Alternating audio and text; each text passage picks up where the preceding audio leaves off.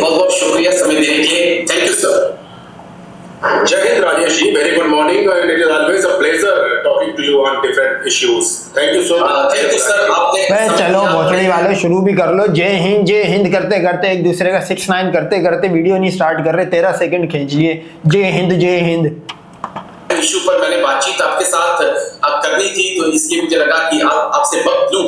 और बस एक आखिरी सवाल है सर, विंग कमांडर को लेकर जो शिवांगी सिंह मैम है, उनको लेकर कुछ जानकारियां सामने नहीं आ रही हैं। लगातार पाकिस्तान की तरफ से प्रोपेगेंडा फैलाया जा रहा है कि भाई मेरे पास भी देखो, जब इंडिया खुद नहीं जानकारी दे रहा, पाकिस्तान खुद नहीं दे रहा, तो मेरे पास भी एक थर्ड पार्टी से आई है, क्योंकि 100 मुंह 100 बातें कि इसका ब्रूटल एक तरह का गैंग रेप हुआ है। इसका शिवांगी सिंह का हालत बहुत ज्यादा खराब थी, हॉस्पिटलाइज थी, और सुनने में ये आ रहा है, एक जगह से खबर ये आई है कि ये मर चुकी है, और एक जगह से खबर आई है कि ब्रूटल गैंग रेप हुआ है पाकिस्तान की तरफ से, हमारी तरफ से, हमने करा है। तो तबीयत काफी खराब है। शो करेगा इंडिया, लेकिन काफी टाइम बाद। जो आपको पता अब्दुल का है भी तो इतना के कब्जे में है। कुछ हिंदुस्तान के सोशल मीडिया प्लेटफॉर्म ने भी इस प्रोपेगेंडा में पाकिस्तान का साथ दिया।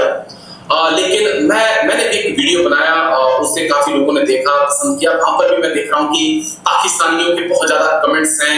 कोई कह रहे हैं वो हमारे पास है, हम चाय उनको पिला रहे हैं।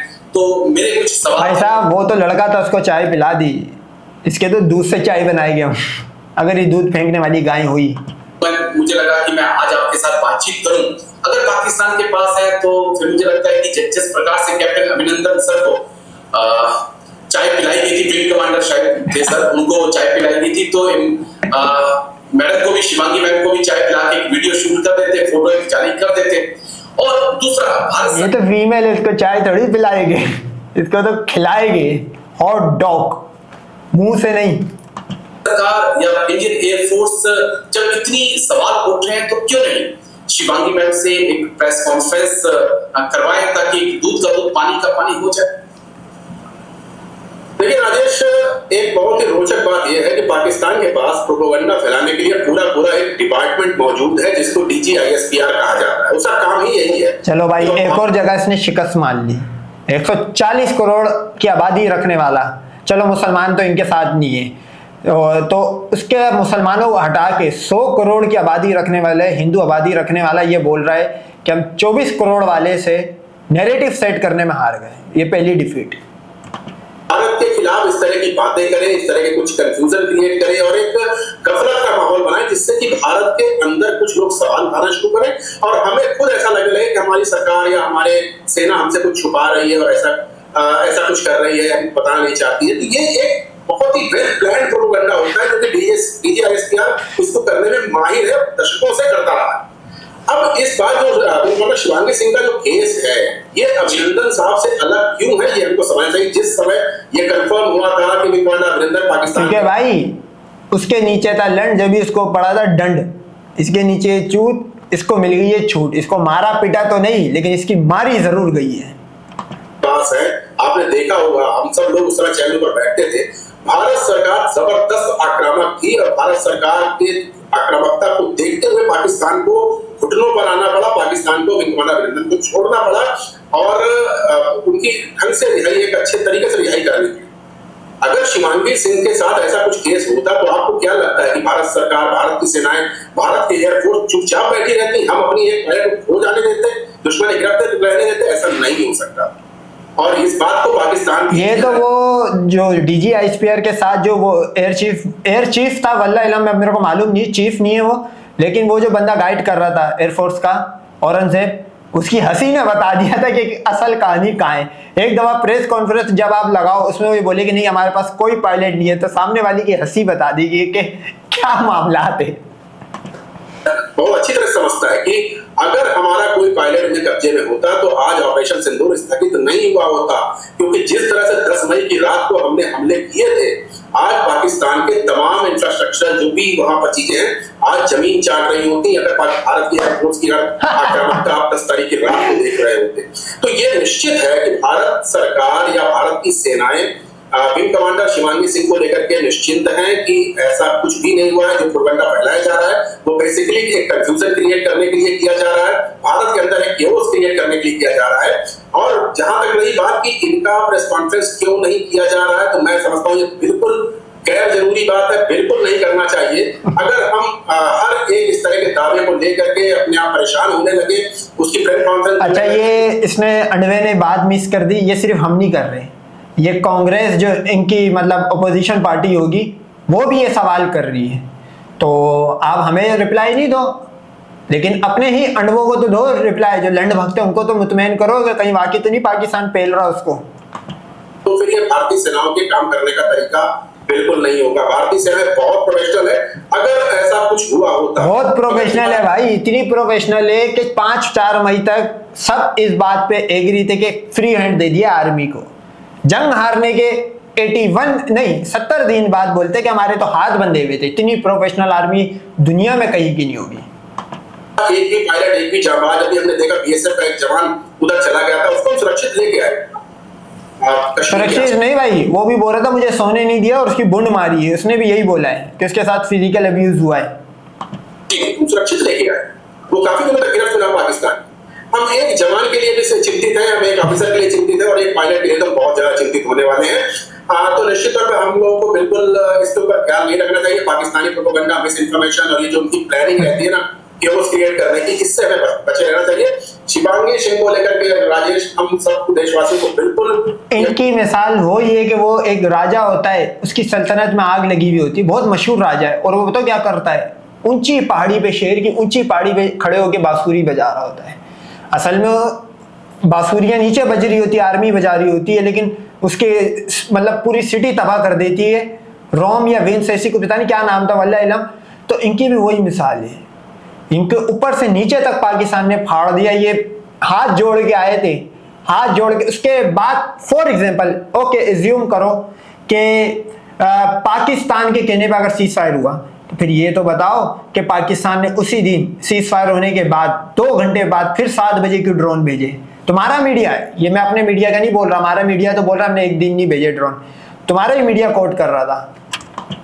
बात मान लेनी चाहिए कि छुपाने के लिए भारतीय वायुसेना के पास कुछ नहीं है, और भारतीय वायुसेना के पास बाकी अब छुपाने को कुछ नहीं है, गिनती के पायलट रह गए और गिनती के जहाज रह गए।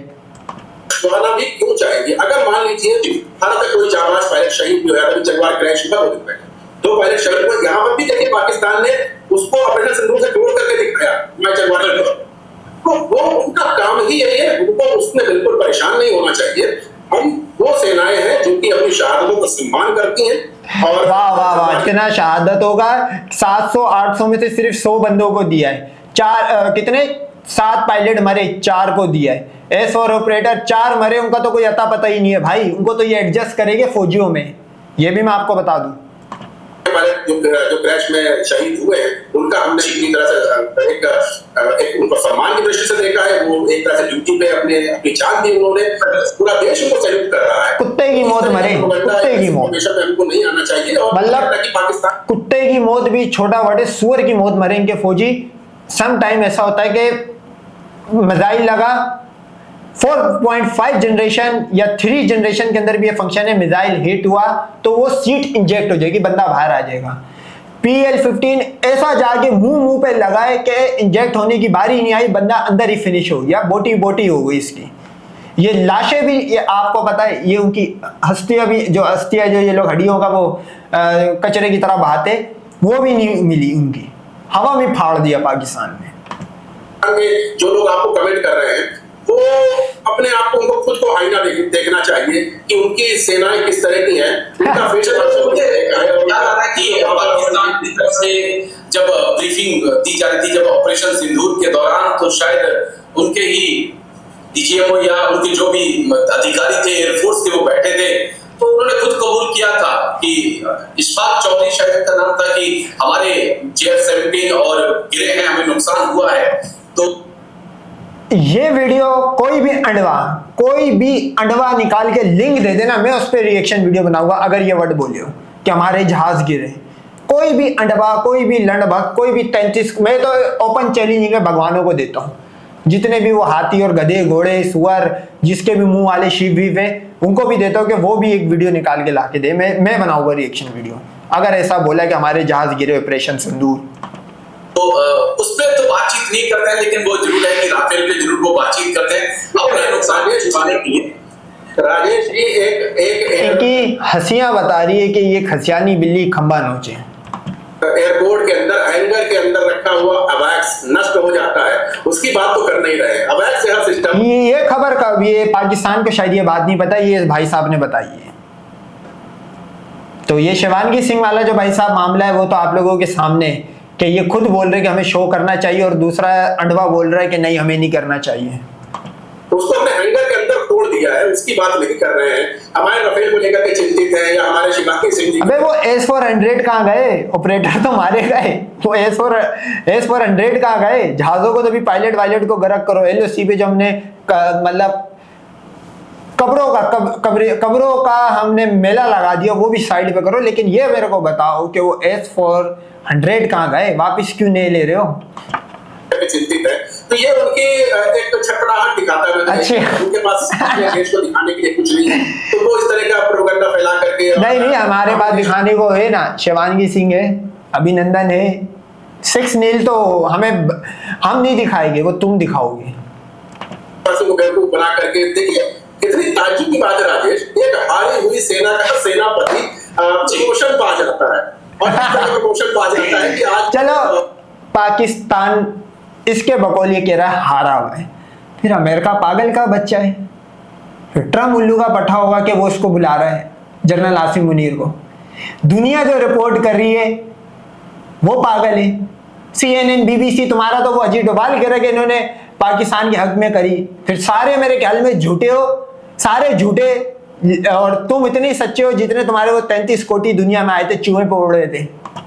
अपने देश के ऊपर एक तरह से अघोषित राष्ट्रपति बन चुका है, अघोषित हो जाएगा। तो ये आसिम मुनीर का इस लेवल का इनको खौफ है, और मैं तो चाहता हूं कि भाई बन भी जाए, मुझे तो कोई वो नहीं है, मेरे को डेमोक्रेसी में कुछ भी नहीं मिला।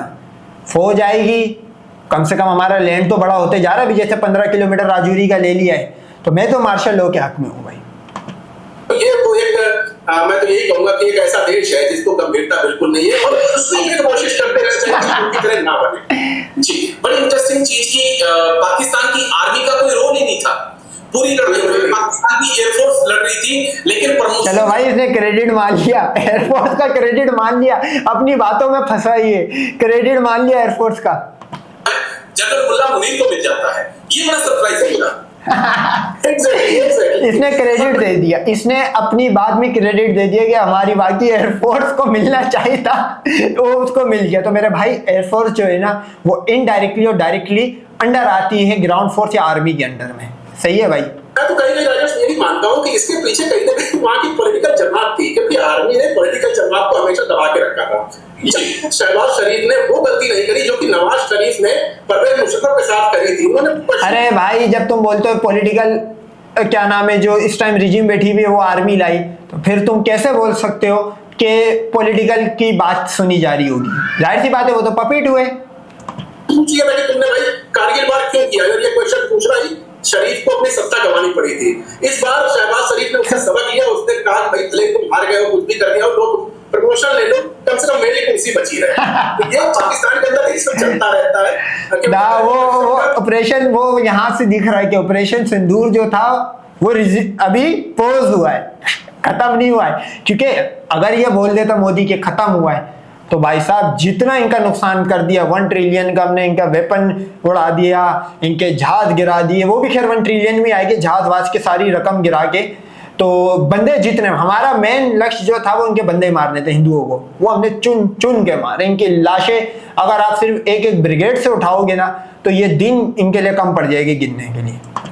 तो आज शहबाज शरीफ गद्दी पर नहीं होते, तो सब अपने अपनी गद्दी बचा रहे हैं वहां पर। तो वो एक ऐसा देश है जिसके अंदर कोई भी व्यक्ति सीरियस नहीं है, और मुझे लगता है कि हमको उनके जैसा नहीं बनना चाहिए। ये नॉन सीरियस बिहेवियर में पाकिस्तान ने इनका यह हालत कर दी है।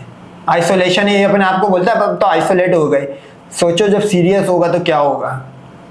कहता हूं चाहे हमारी मीडिया हो, चाहे हमारी सरकार हो, चाहे हमारे जिम्मेदार लोग, कम से कम पाकिस्तानियों जैसे मत बनिए आप। कम से कम आप अपनी आइडेंटिटी को बरकरार रखिए। बिल्कुल यार, एक रात में कराची कोई फतह करता है, और अगले ही मिनट में आप लाहौर, इस्लामाबाद, कराची, पूरा पाकिस्तान, पूरे दुनिया फिर आंख पे लोड़ा पड़ता है, बोलते हैं ये सुबह उठते तो ये क्या हुआ, पता लगता अपने ही 15 किलोमीटर राजौरी दे गए। तो ये वो था कि जो दवा लगाने की थी वो खा ली और जो खाने की थी वो लगा ली।